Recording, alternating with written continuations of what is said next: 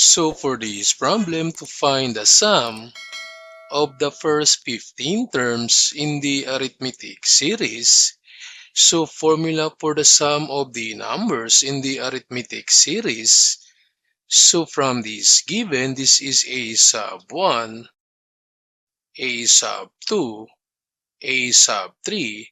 Now take note that a sub n is unknown.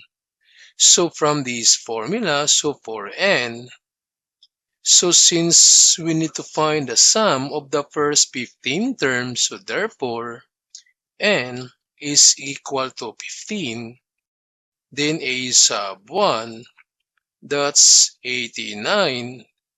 So again, from this given, a sub n is unknown. So therefore, we need to solve first for a sub n, or the last term. So to find the last term, since this one is an arithmetic series, so we have this formula, a sub n equals a sub 1 plus n minus 1 times the common difference. So to find the common difference, so we can have a sub 2 minus a sub 1. Then since a sub 2 is equal to 82, then minus a sub 1, that's 89. So therefore, the common difference is negative 7. Then from this, we can solve now the last term. So a sub 1, this one is 89, then plus n is 15, then minus 1 times the common difference, that's negative 7.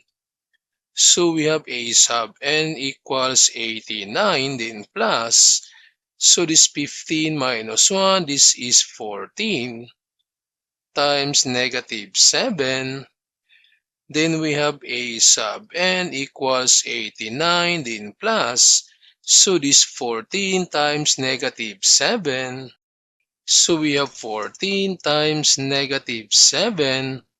So that's negative 98. So plus negative 98. So therefore, the last term, or a sub n, so this 89 plus negative 98. So this is 89 plus negative 98. So that's equal to negative 9. So since the last term is equal to negative 9, then we can find now the sum of the first 15 terms. So we have the sum of the first 15 terms equals n. N is 15 divided by 2 times a sub 1. So the first term is 89, then plus the last term, that's negative 9. Then to simplify, so the sum of the first 15 terms, so this is 15 divided by 2, then times, so this 89 plus negative 9, so this is 80.